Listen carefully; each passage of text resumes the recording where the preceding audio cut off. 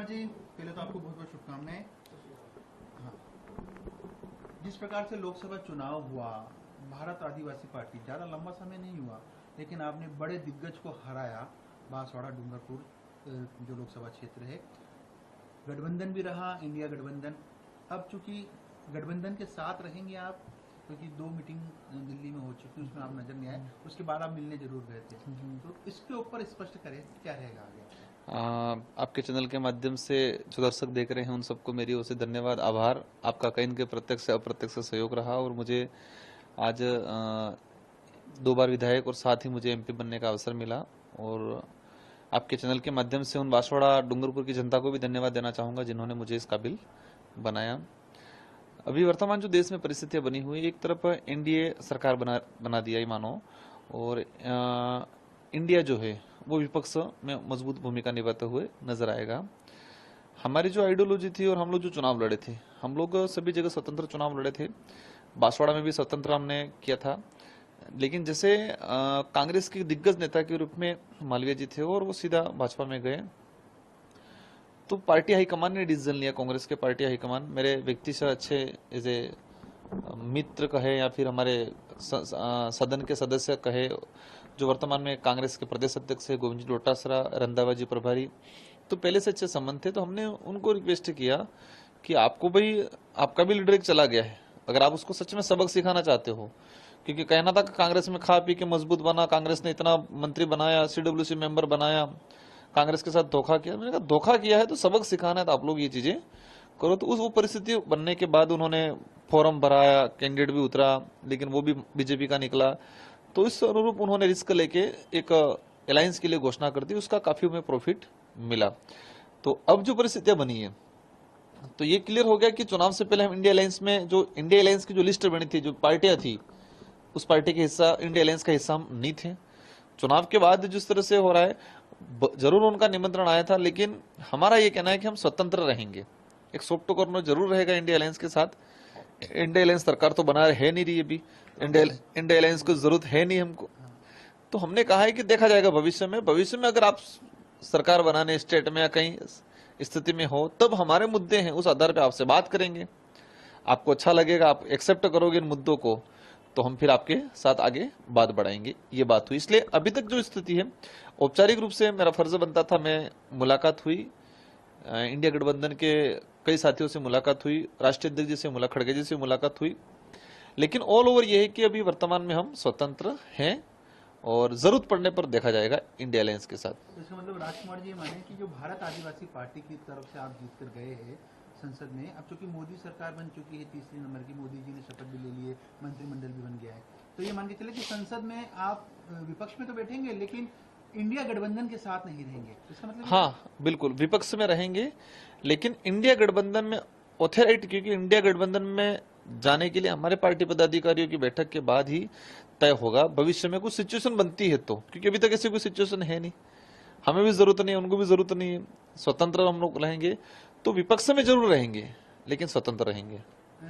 एक बड़ा सवाल था राजकुमार जी, पार्टी है वो हाल ही में बनी है ना, पिछले विधानसभा चुनाव में, और उसमें अच्छी सफलता मिली। यदि आदिवासी क्षेत्रों की बात की जाए राजस्थान के, तो वहाँ पर 3 सीटें आपने जीती, आप सांसद बन गए, आपकी भी सीट खाली हो गया। तो एकदम कम समय में, कुछ महीनों में भारत आदिवासी पार्टी ने इतना बड़ा अचीवमेंट किया। ऐसा कौन सा मुद्दा था उस क्षेत्र का जो आपकी पार्टी को इतना समर्थन मिला वहाँ के क्षेत्र के आदिवासियों द्वारा? देखो, मुद्दे तो अनेक थे, लेकिन विशेषकर जो मुद्दा था, ये कहा जाए कि हमने लोगों को वास्तविकता बताई कि हम आजाद भारत में रह रहे हैं। हमारा देश 1947 में आजाद हुआ, 1950 में संविधान लागू हुआ। संविधान में हर वर्ग के लिए, हर क्षेत्र के लिए प्रावधान बने हुए हैं। ट्राइबल के हित में अच्छे संविधान के अंदर प्रावधान बने हुए हैं, और ये प्रावधान 1950 के बाद से ही लागू हो जाने चाहिए थे, लेकिन आज तक लागू नहीं हुए। और नहीं होने की वजह से ही आज हमारे आदिवासी इलाके के अंदर बेरोजगारी, भूखमरी, कुपोषण, अशिक्षा ये है। तो उसके जिम्मेदार कौन है? उसके जिम्मेदार तत्कालीन जो सरकारें रही पूर्व की, वो सरकारें हैं। तो लोगों को समझ में आया और लोगों ने खुन्नस निकाला। हमारी जो प्रायोरिटी रहेगी, एक तो ये रहा कि उनको वास्तविकता बताए। सेकंड नंबर पे, हमने पिछले 5 सालों के अंदर विधायक रहते हुए मैंने जिस तरह से लोगों से जुड़ के एजुकेशन के क्षेत्र में काम किया, भौतिक सुविधा जो वर्तमान में थी, रिजर्वेशन पॉलिसी को लेके हम लोगों ने जो आंदोलन छेड़े, इन सारी चीजों का प्रॉफिट हुआ। और आज भी सांसद उम्मीदवार होने के नाते मैंने फील्ड में जाके कहा है मैंने कि मैं ये नहीं कहूंगा कि मैं सब कुछ कर दूंगा, लेकिन पहले वाले जो है उनसे बेस्ट काम कराऊंगा। क्षेत्र की जो मूलभूत आवश्यकता है, जो समस्या है, उन समस्याओं को दिल्ली के सदन में रखेंगे और धरातल पे इसको लागू करवाएंगे। राजकुमार जी, एक बड़ी मांग आप जब विधायक रहे, क्योंकि आप 2 बार विधायक भी रहे, उठाते आए कि एक भील प्रदेश की कल्पना आपने की थी और आप उसकी मांग को विधानसभा में उठाते आए। अब चूंकि आपकी पार्टी बन चुकी है, 3 विधायक, 1 सांसद हो गए, तो इस मांग को कितनी प्रबलता से उठाएंगे और क्या ये मांग अभी भी लगता है आपको कि वाजिब मांग है? देखो, बिल्कुल वाजिब मांग है। इस मांग की हिस्ट्री में जाना पड़ेगा। मैं हर साथियों से ये चर्चा में यही कर रहा हूं कि मांग कब से उठी, क्यों उठी। इस मांग पे जब भी हम चर्चा करते हैं तो 2 चीजों पे 2 सवाल बनते हैं कि ये मांग कब से उठी, क्यों उठी। क्या ये मांग सिर्फ राजकुमार रोहत या भारत आदिवासी पार्टी उठा रही है, या ये मांग थी पिछले 5 सालों में उठी है? ये मांग बहुत पहले से उठती आ रही है। आजादी से पहले उठी, आजादी के बाद भी कई लीडर ने उठाई। क्या ये मांग सिर्फ राजस्थान अकेले से नहीं उठ रही है, ये मांग मध्य प्रदेश से भी उठ रही है, ये मांग गुजरात से भी उठ रही है। क्यों उठ रही है? इसलिए उठ रही है कि ये ऐतिहासिक पृष्ठभूमि में जाते हैं तो गोविंद गुरु महाराज का जो आंदोलन हुआ था मानगढ़, जिसमें 1500 आदिवासी मारे गए थे, तो उस आंदोलन के दौरान ही अंग्रेजी शासन व्यवस्था में ही वहां के आदिवासियों ने अलग से बिल प्रांत की डिमांड की थी और उसी वजह से वहां आंदोलन हुआ और गोलियां बरसी और 1500 आदिवासी शहीद हुए। तो उन शहीदों का त्याग जो दिया है उसका परिणाम आज तक नहीं मिला आजाद भारत में भी। आजादी के बाद भी कई लीडरों ने, मध्य प्रदेश के कांतिलाल जी भूरिया हैं, ऐसे कई लीडरों ने इस बात को उठाया है। तो ये वाजिब मांग है। वाजिब इसलिए है कि मध्य प्रदेश, गुजरात और राजस्थान और महाराष्ट्र का कुछ हिस्सा, वहां ट्राइबल इलाका, बाहुल्य क्षेत्र है, सबका कल्चर एक है, सबकी बोली भाषा एक है, सभी भौगोलिक स्ट्रक्चर सेम है। तो ये इलाका 4 भागों में बंटने की वजह से आज इस चारों स्टेटों के चारों ट्राइबल इलाके में, जिसको बिल प्रदेश को हम आइडेंटिफाई करते हैं भौगोलिक दृष्टि से, इस स्टेटों में, इस इलाके में, चारों स्टेटों में गवर्नमेंट ने ध्यान नहीं दिया। 4 हिस्से हो गए इस भाग के, भौगोलिक भाग के, विशेष कम्युनिटी क्षेत्र के लोगों के और विशेष कल्चर वाले लोगों के 4 हिस्से हो गए और चारों हिस्सों में, चारों स्टेट में चले गए और चारों स्टेट में जाने के बाद इन चारों हिस्सों में गवर्नमेंट ने आज तक ध्यान नहीं दिया गया है। इसीलिए आज उस इलाके में आज कुपोषण का आंकड़ा उठाने जाओ, सबसे ज्यादा वहां मिलेगा या 12 मिलेगा। गरीबी देखा जाओ वहां मिलेगा। कोई अत्याचार होता है, उत्पीड़न होता है, छुआछूत भेदभाव होता है तो वही मध्य प्रदेश, राजस्थान, गुजरात का ट्राइबल इलाका वहीं मिलेगा। भूखमरी देखे जाए वही मिलेगा। सारी चीजें आज वही मिल रही है क्योंकि वो 4 हिस्सों में डिवाइडेशन हो गया। और अगर गवर्नमेंट ने ध्यान दिया होता तो हो सकता है बाई चांस ये डिमांड नहीं उठती। तो आपको ये लगता है कि यदि अलग से भील प्रदेश का गठन हो जाता है, जो आप मांग कर रहे हैं, तो ये जो तमाम जो चीजें आप फोकस हो पाएगा विकास पर? बिल्कुल फोकस होगा, ध्यान होगा। आज हमारे लोग राजधानी से इतना दूर रहते हैं और राजधानी से बिल्कुल कटे हुए रहते हैं। मध्य प्रदेश का आदिवासी राजधानी भोपाल से बिल्कुल कटा हुआ रहता है, गुजरात का आदिवासी गांधीनगर से बिल्कुल कटा हुआ रहता है। तो चारों स्टेट तो उनको एक नजदीकी सुविधा मिल जाएगी। मिनरल्स की बात है तो उसी इलाके में मिनरल्स है, तो मिनरल्स अच्छे तो उस स्टेट की इकोनॉमिक्स बेस्ड बनेगी। तो कहीं न कहीं इकोनॉमिक बेस्ड बनेगी तो अच्छी स्कीम में अच्छा पैसा लोगों को मिलेगा, एजुकेशन बेहतर तरीके से होगा और कुपोषण जो तेजी से बढ़ा है तो उस समय के उस एरिया के लीडर रहेंगे तो स्वाभाविक है कुछ कुपोषण को दूर करने के लिए अच्छी स्कीम लाके इसको कम किया जाएगा। तो ये जरूरत है बहुत, बिल प्रदेश की बहुत सख्त जरूरत है और इसको समझने के लिए इसकी हिस्ट्री में हमको जाना पड़ेगा तो ही हमको इसके बारे में पॉजिटिव सोच पाएंगे। तो सांसद बन गए, आप संसद में जाएंगे तो ये मांग उठाएंगे? बिल्कुल, संसद के अंदर इस मांग को पूर्ण जोर तरीके से उठाया जाएगा और मैं उम्मीद करूंगा मध्य प्रदेश, गुजरात के भी कई जो भी बीजेपी या कांग्रेस के एमपीज हों, इनसे भी हम रिक्वेस्ट करेंगे। मैं करूं नहीं करूं, वहां के लोकल लोग उनसे कहेंगे कि आप भी इस बिल प्रदेश की डिमांड उठाओ और बहुत जल्दी हम, क्योंकि ये डिमांड भारत आदिवासी पार्टी अकेले की अकेले करना है चाहे ऐसे नहीं है, हम सभी पार्टियों के लोगों को, इस क्षेत्र के रहने वाले सबको साथ में लेना चाहेंगे। उस क्षेत्र में रहने वाला जनरल वर्ग है, ओबीसी है, माइनॉरिटी है, इन सभी वर्गों को भी साथ में लेके ये काम करना चाह रहे हैं। और आज देखा जाए कि 50-60% अन्य वर्ग के लोग भी इस मुहिम में साथ में है, लेकिन पॉलिटिकली कारणों की वजह से कुछ लोग ऐसा माहौल बनाते हैं। इंडिया गठबंधन ने आपका सहयोग किया, तो क्या वो देखो, अभी तक उन्होंने कोई क्लियर किया नहीं है और इस इशू पे हम उनसे हमारी कोई बात नहीं हुई है। एक बड़ा इशू था राजकुमार जी, विधानसभा में भी कई बार ये बात उठी और आपके बयान भी मैंने देखे। आदिवासी क्षेत्र के विकास की आप बात करते हैं, लेकिन आदिवासियों को हिंदू नहीं मानते, ऐसा क्यों? बिल्कुल बिल्कुल। देखो, ये चीजें बार बार आ रही है सामने और ये मेरे बयानों से कई सोशल मीडिया पे देखते हैं तो विरोध भी हो रहा है। जो समझ रहा है वो ठीक है, नहीं समझ रहा वो विरोध कर रहा है और वो उसकी जगह सही है, क्योंकि वो समझ नहीं रहा है। मेरे बयानों का कोई विरोध करता है तो उसकी जगह सही है, क्योंकि उसकी समझ यहाँ तक पहुंची नहीं है। देखो, संविधान हर धर्म को स्वतंत्र देता है, हर व्यक्ति को भी स्वतंत्रता देता है कि वो किसी भी धर्म में जाए, किसी भी धर्म को अपनाए। ट्राइबल एक्चुअली किसी भी धर्म में नहीं आता है, क्योंकि हिंदू धर्म हो या ईसाई धर्म हो या सिख धर्म हो, इन सभी धर्मों से ट्राइबल का कल्चर अलग है, पूजा पद्धति अलग है, उसका व्यवस्था पूरी अलग है। हिंदू विवाह अधिनियम भी ट्राइबलों पे लागू नहीं होता है। सुप्रीम कोर्ट का भी जजमेंट आया हुआ है कि आदिवासी समाज हिंदू में नहीं आता है। तो पहले हिस्ट्री के रूप में जाएं, लेटेस्ट जो अपडेट आई है उसके हिसाब से जाएं, और वास्तविक आदिवासी किसी धर्म में नहीं आता। ये बात अलग है, हिंदू धर्मों को फॉलो करता है, मानता है, ये बात अलग है। लेकिन पिछले 10 सालों के अंदर बीजेपी ने जो हिंदुत्व को लेकर ये किया, उससे उल्टा उस धर्म को नुकसान हुआ। लोग जो आस्था रखते थे, आज आदिवासी समाज भी देखा जाए 60-70% हिंदू धर्म में आस्था रखते हैं। लेकिन जिस तरह से बीजेपी ने माहौल बनाया, देश लेवल पे है हिंदू भाजपा में हो तो हिंदू, नहीं है तो वो विरोधी, देश विरोधी, इस हिसाब से और लोगों में इस धर्म के प्रति अलग से मैसेज गया। आज भाजपा से जुड़ा हुआ नेता जरूर कहेगा मैं कट्टर हिंदू हूं, लेकिन जो नॉमिनेशन भरने जाएगा तो उसमें ऑप्शन आ रहा है हिंदू विवाह अधिनियम लागू होता कि नहीं होता है, तो वो लिख रहा है मेरे पे लागू नहीं होता है क्योंकि मैं हिंदू नहीं हूं। इस चीज को कोई नहीं पकड़ रहा है। आज मैं देख रहा था हमारे राज्यसभा सांसद वो गरासिया जी चुन के गए हैं, कह रहे हैं कि मैं कट्टर हिंदू, लेकिन उनका नॉमिनेशन भरा है, उस फॉर्म में लिखा हुआ है कि हिंदू विवाह अधिनियम लागू नहीं होता, मैं हिंदू नहीं हूँ।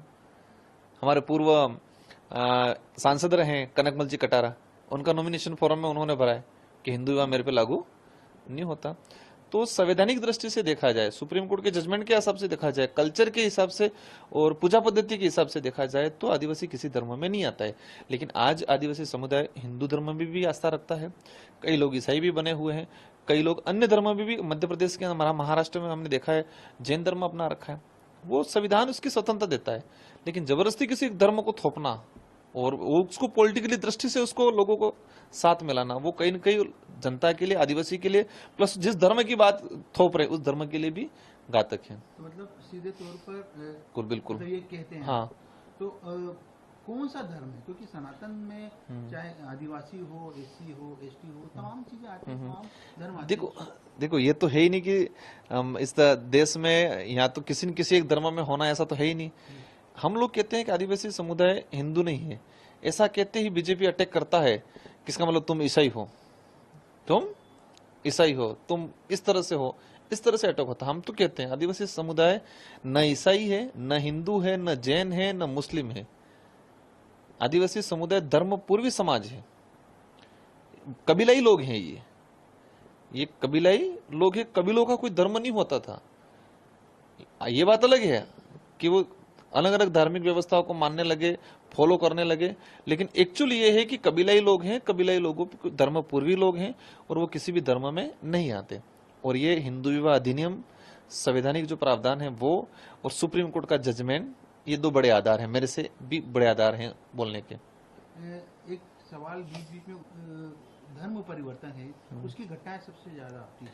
धर्म परिवर्तन बोले तो क्रिश्चियन समाज में, क्रिश्चियन धर्म में परिवर्तन की, ये तो इसी चीज आपके सामने भी आई होगी क्योंकि आप उस क्षेत्र से ताल्लुकात। ये जो चीज है, धर्म परिवर्तन जो शब्द यूज हो रहा है वो गलत है। धर्म ग्रहण शब्द कहना चाहिए।